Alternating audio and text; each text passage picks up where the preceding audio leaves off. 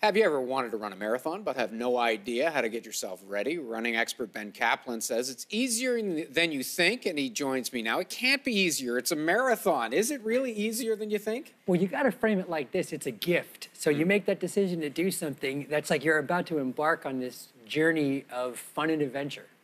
Running marathons for many people doesn't seem like it's fun. How do you make that shift? If you're a casual runner, you run a few kilometers here and there. How do you get to that next level? I mean, one thing you can do is start joining races, okay? There's races all the time in like every big city, and if you participate in these events, and I don't even like calling them races because you're not racing to win, you're just racing to participate, and that sort of keeps you sharp and keeps you practicing and running outside. What is, so you get to that level, you enjoy it. How much of a distance is it from that kind of running and getting to an actual marathon? Where should you start? Well, with the way you do, so let's say you want to start at the beginning then. I mean, it's just like if you're going to write a novel, you want to start maybe first with a short poem, you know? So 5K would be one of the short distances that you could participate at.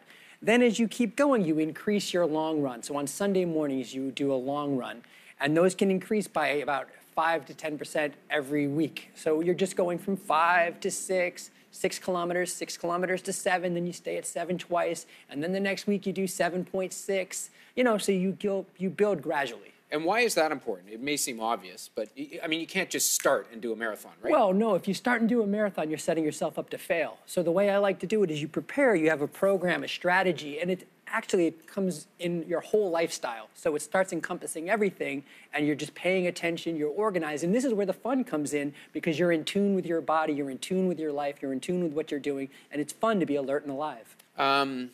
And what is it about this? And are more people running marathons? I think they are, right? It's really become popular. Not only are more people running marathons, but more women are running marathons. And I think what it is it's some part of this journey. I mean, that's why I like to express it as a journey. And you'll amaze yourself with what you can do. So, yeah, great, you might lose 3 pounds or 5 pounds or whatever it is, or quit smoking.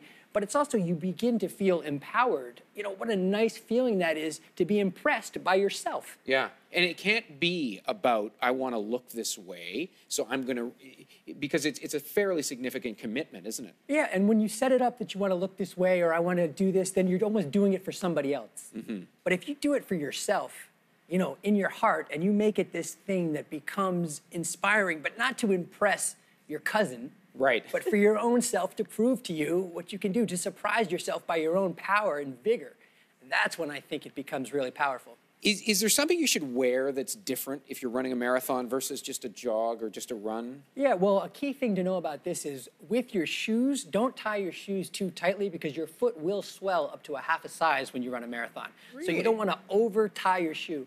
Other thing that you really want to do, you want to get a shirt that's like a wicking shirt so it gets the sweat off your body.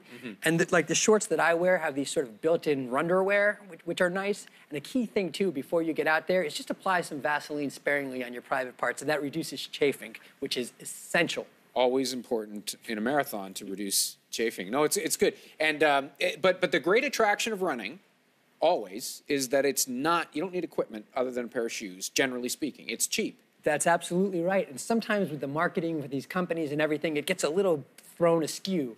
I mean, my big tip about if you're going to buy the running stuff, just get it on sale. I mean, the stuff between the various companies are somewhat universal. So I would say, you know, you want to try the stuff on, make sure it fits. The shirt and shorts should be a little tight. The shoes don't have to be. But, you know, buy the stuff on sale. The latest and the greatest is not going to make you better. The latest and greatest, there'll be a next one the next week that's later and greater. And then you got to get that, because you can't run a marathon without that, we all know. I'm just kidding. What about recovery? Okay. And how long should you recover, and when can you resume running again? Okay, now these are a couple of points. One thing is after you finish your race and you're in the chute, you want to keep moving. One, it's just to keep the muscles going, so if you stop, that's when it hurts. But if you just go a little bit gingerly and keep moving, that'll free the muscles up. Later that night, take a cold bath. This restores torn muscle tissue. I've heard this. Ice bath. Now, no fun. I don't do it. I don't do it. So again, just to remember how you run a marathon, don't overthink this stuff. I don't take a nice bath. You know, I don't even have a crazy stretching routine. You don't have to get yourself all in a tizzy about these things. If you don't, you will still be fine. The key thing is to have a smile on your face. Don't give up, and just know that after you do it, you're gonna do it again and again and again and again. It doesn't have to be one and done. Like a lot of people, it's a bucket list, but you get better at it as you go.